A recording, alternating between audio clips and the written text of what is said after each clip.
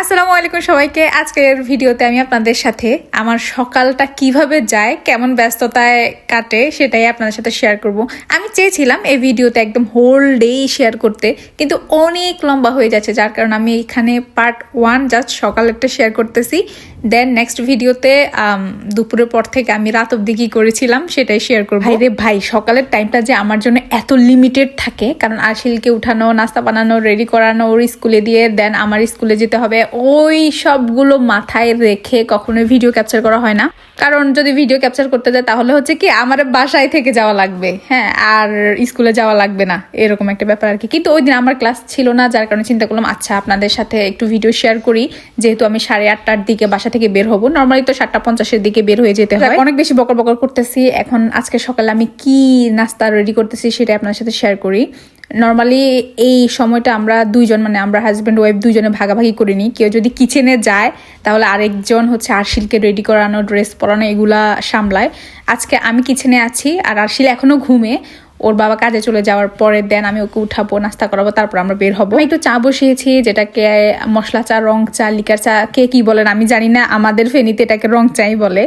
তারপরে একটু ডিম দিয়ে আমার কাছে কিছু বান ছিল, সেগুলোকে এভাবে প্রসেস করে নিচ্ছি, মানে যেটা শর্টকাটে আমি সামলাতে পারবো আর কি। কিন্তু এইটা সত্য, আমি সকালে প্রতিদিনই নাস্তা বানাই কিছু না কিছু, কারণ আমি আর আমার হাজবেন্ড একসাথে নাস্তা না করলে আমার ভালো লাগে না। এটা এখন একটা অভ্যাসে পরিণত হয়েছে, যেদিন ওর সাথে নাস্তা না করি আমার একদমই ভালো লাগে না। ধরেন আমি আজকে বাইরে যাব না, আমি যদি 9টা অবধি শুয়েও থাকি কোনো ব্যাপার না, কিন্তু তার সাথে আমার নাস্তা করতে হবে। দেন ওর সাথে আমি নাস্তা করে আবার শুয়ে পড়ি, এরকম একটা ব্যাপার আর কি। আমি যখন কিচেনে গিয়েছিলাম তখন প্রায় মেবি 6:30 হবে।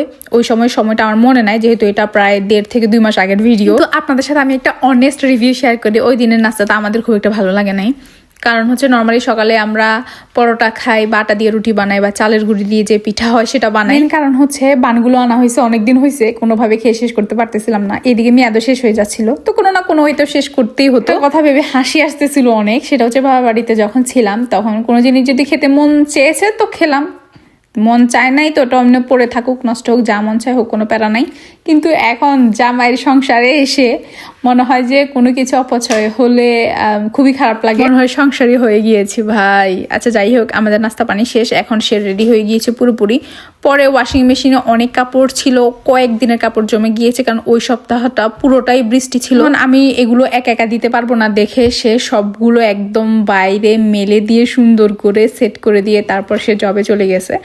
দেন আমি আরশিলকে উঠানো ট্রাই করতেছি। উঠানোর সময় সবসময় একটা কথাই সে বলে যে আম্মু আমি তো চোখ মেলতে পারতেছি না, আমি এটার যদি র ভিডিও পারি আপনার সাথে শেয়ার করবো। তারপর সে নিজের মতো রেডি হয়ে নিচ্ছিল। সে নিজে নিজে ব্রাশ করে, তারপরে সাবান দিয়ে তার হাত ওয়াশ করে। এখানে কিন্তু আমি আপনাদেরকে একটা উপদেশ দিতে চাই। আরশিলের বয়স মাত্র 4 বছর প্লাস হয়েছে, 4-5 মাস। তো এখন সে এই কাজগুলো নিজে নিজে করতে পারে। এখন আমরা যারা প্রবাসে থাকি আমাদের অনেক ব্যস্ততা থাকে, যদি 1টা বা 2টা বাচ্চা হয় তাহলে তার কোনো কথাই নাই, ব্যস্ততার শেষ। ছোটবেলা থেকেই ওদেরকে এই কাজগুলো নিজেদেরকেই করতে দেন তাহলে খুবই ভালো, খুবই ভালো।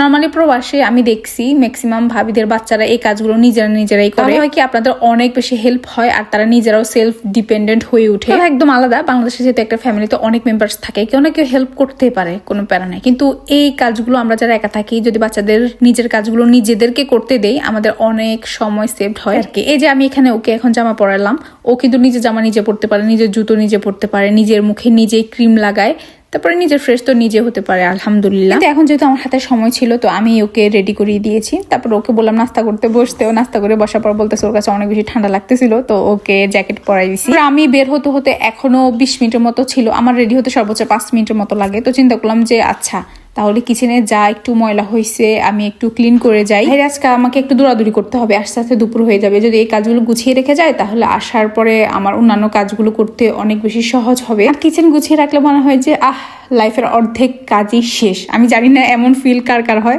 আমার কাছে হয়। এগুলো করতে আমার 5 থেকে 6 মিনিটের মতো লাগছে। তো দুপুরে যেহেতু আজকে মাছ রান্না করব আর কিছু একটা ভাজি করব, তো চিন্তা করলাম মাছগুলো নামিয়ে যাই। নর্মালি আমি সকালে বা রাতে নামিয়ে রাখি, সবসময় এমন, তো আর কি।